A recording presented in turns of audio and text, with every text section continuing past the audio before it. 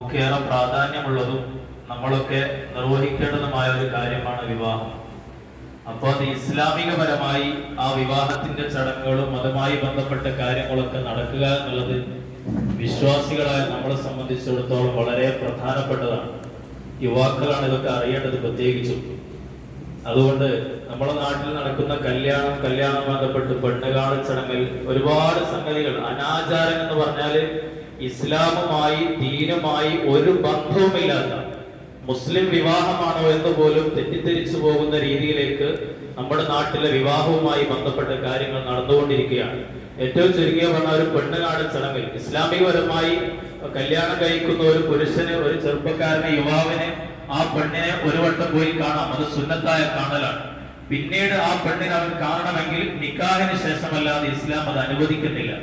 എന്നാൽ ഇന്ന് പറയുന്ന സങ്കടകരെന്ന് പറയട്ടെ, പെണ്ണുപോയി കണ്ട് ആ കല്യാണം ഉറപ്പിച്ച് രണ്ടാമത് സ്ത്രീകൾ മുട്ടായി കൊടുക്കാൻ വേണ്ടി പോകുന്ന ചടങ്ങ് 100-150 ആളുകൾ, ഒരു പവൻ സ്വർണത്തിന് പോലും ഗതിയില്ലാത്ത, വാങ്ങാൻ കഴിയാത്ത ഒരു രക്ഷിതാവ്, ആ പെണ്ണിന്റെ വാപ്പ ആ വീട്ടിലേക്ക് 100-150 ആളുകൾ ഒരു ഹയാവുമില്ലാതെ, ഒരു ലജ്ജയുമില്ലാതെ ഈ പെണ്ണുകളിങ്ങനെ പോവാണ് വരിവരിയായി മുട്ടായി കൈ പിടിച്ചിട്ട്. അതുപോലെ മുന്നിൽ നടക്കുന്ന ആരാ? ഈ പെണ്ണ് കെട്ടാൻ പോകുന്ന ചെറുപ്പക്കാർ ട്രോളിയിൽ മറ്റും മുട്ടായി കൊണ്ടുപോയിട്ട് എന്നിട്ട് ഈ പെണ്ണിന്റെ മുമ്പിൽ പോയി മുട്ടുകുത്തി നിന്ന് ഒരു ഹയാവുമില്ലാതെ എന്തേ ചെറുപ്പക്കാരിങ്ങനെ അതപ്പഴിച്ചു പോകുന്നത്? സ്ത്രീകളുടെ മുമ്പിൽ അവർ ആധിപത്യമുള്ള ആളുകളാണ് പുരുഷന്മാർ. സ്ത്രീയുടെ മുന്നിൽ പോയി മുട്ടുകുത്തി എന്നിട്ട് മുട്ടായി കൊടുക്കുക, എന്നിട്ട് ഈ പെണ്ണ് നല്ല സേന എന്നുകൊണ്ട് മുട്ടി പൂവാകാം. ഇതൊക്കെ എവിടെ നിന്നാണ് ഈ സംസ്കാരം നമ്മൾ പഠിച്ചത്? ഇത് തിരുത്തണം. എന്റെ പ്രിയപ്പെട്ട മഹലിന്റെ ഉത്തരവാദിത്തപ്പെട്ട ആളുകൾ, ഈ മക്കൾക്ക് ജന്മം നൽകിയ രക്ഷിതാക്കൾ ഗൗരവത്തോടെ ചിന്തിക്കണം. ഈ മക്കളും ഈ മക്കളുടെ സന്താന പരമ്പരകളും നാളെ ആഖിറത്തിൽ നിങ്ങൾക്ക് ഒരു ഉപകാരം ചെയ്യണമെങ്കിൽ ദീനനുസരിച്ച് മക്കളെ അവരെ നടത്തിയില്ലെങ്കിൽ അതുകൊണ്ട് ഉപകാരം ചെയ്യില്ല. ഇന്നത്തെ ഖുതുബയിൽ പറഞ്ഞിട്ടുണ്ട്, മക്കൾ ഉപകരിക്കൂല. ബറക്കത്തിന് വേണ്ടി തങ്ങന്മാരെയും ഉസ്താദുമാരെയും പോയി ദ്വാരത്തിട്ട് കാര്യമില്ല. ദീനിയായ ചടങ്ങാണ് വിവാഹത്തിന്റെ പേരിൽ നടക്കേണ്ടത്. ഈ തോന്നിവാസം മുഴുവൻ ചെയ്യുകയും ചെയ്യും. എന്നിട്ട് അത് സ്റ്റാറ്റസ് വെച്ച്, പാട്ട് വെച്ച് നാട്ടിലെ മുഴുവൻ ചെറുപ്പക്കാരും അത് സ്റ്റാറ്റസ് വെക്കുകയാണ്. എന്നിട്ട് കുടുംബമാകട്ടെ, മഹറമാകട്ടെ, അല്ലാത്തവരാകട്ടെ ഇത് കണ്ടുകൊണ്ടിരിക്കുകയാണ്. വെറുമൊരു ജാഹിലിയ സംസ്കാരത്തിലേക്ക് നമ്മുടെ നാടെന്തുകൊണ്ടാണ് ഇങ്ങനെ നടപ്പിച്ചു പോകുന്നത്?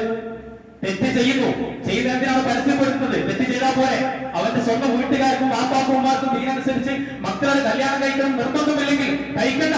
എന്തിന് നാട്ടുകാരെ കാണിക്കണം? ഈ തോന്നിവാസം നമ്മൾ നിർത്തിവെക്കണം നമ്മുടെ മഹലിൽ. അത് മഹല്ല് കമ്മിറ്റി തീരുമാനിച്ച് പാസാക്കുന്ന സംഗീതമല്ല.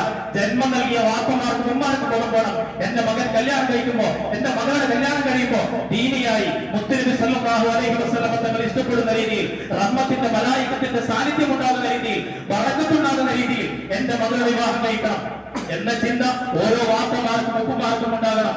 മകൻ ഗൾഫിൽ വലിയ ശമ്പളക്കാരനായിരിക്കാം, വലിയ ജോലിക്കാരനായിരിക്കാം എന്ന് കരുതി നമ്മുടെ മുത്തുനബിക്ക് ഇഷ്ടമില്ലാത്ത, ഇസ്ലാം പഠിപ്പിക്കാത്ത രീതിയിൽ കല്യാണം കഴിക്കാൻ പാടുണ്ടോ?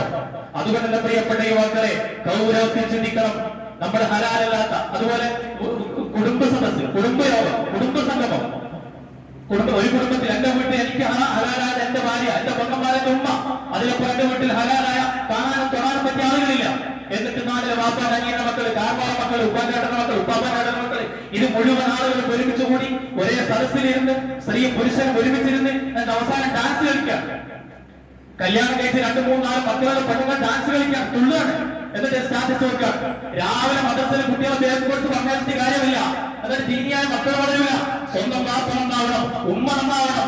ദീനിയായ ഇതൊരു അന്തരീക്ഷം നമ്മുടെ വീട്ടിനുള്ളിൽ ഇല്ലെങ്കിൽ എങ്ങനെ നമ്മുടെ മക്കൾ നന്നാവും? എന്നിട്ട് അവർ മക്കൾ നന്നാവണം എന്നിട്ട് ഇങ്ങനെ പറഞ്ഞാൽ മതിയോ?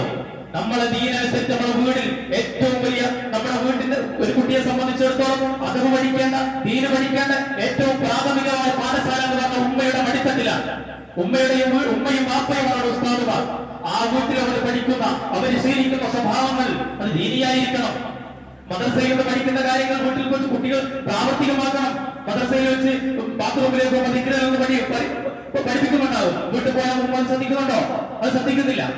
അങ്ങനെ തുടങ്ങിയ ഓരോ വിഷയങ്ങളും ഇതൊന്നും ദീനുമായി ബന്ധമില്ലാത്ത രീതിയിൽ വെറും കുഫ്രിയത്തിലേക്ക്, അനാചാരത്തിലേക്ക്, ജാഹിലിയ സംസ്കാരത്തിലേക്ക് നമ്മളും നമ്മുടെ മക്കളെയും നമ്മുടെ സന്താന പരമ്പരകളെയും നമ്മൾ കൊണ്ടെത്തിക്കുന്നത് വളരെ ഗൗരവത്തിൽ ഓരോ ആളുകളും ഇത് ശ്രദ്ധിക്കണമെന്ന് വളരെ വിനീതമായി ഓർമ്മപ്പെടുത്തുകയാണ്. ഇത് ഇത്രയും ഗൗരവമുള്ളതുകൊണ്ട് ഞാൻ ഈ വിഷയം സൂചിപ്പിച്ചത്. ഓരോ ദിവസം സംഘടന, ഓരോ ദിവസം സ്റ്റാറ്റസ് ഇങ്ങനെ കാണാൻ, ഓരോ ദിവസവും സ്റ്റാറ്റസ് കാണാൻ, പലരുടെയും സ്റ്റാറ്റസ് കാണാൻ. അതിൽ കല്യാണത്തിൽ പെണ്ണ് മുട്ടായി കൊടുക്കാൻ പോയിട്ട് വാപ്പയും ഉമ്മയും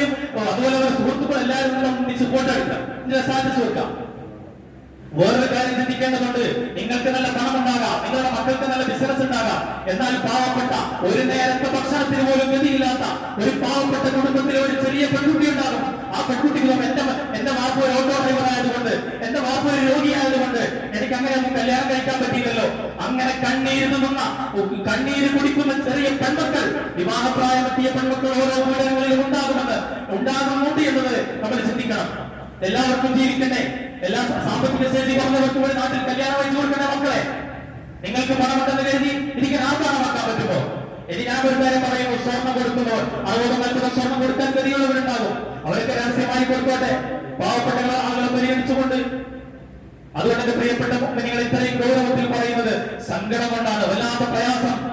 അല്ലാഹു തആല നമ്മളെയൊക്കെ നന്നാക്കി തരുമാറാവട്ടെ, നമ്മുടെ മക്കളെയൊക്കെ സ്വാലിഹീങ്ങളാക്കുമാറാവട്ടെ, നമ്മുടെ സന്താന പരമ്പരകൾ ദീനനുസരിച്ച് ജീവിക്കുന്ന നല്ല സ്വാലിഹീങ്ങളായി മുഅ്മിനീങ്ങളായി അല്ലാഹു തആല മാറ്റി തരുമാറാവട്ടെ.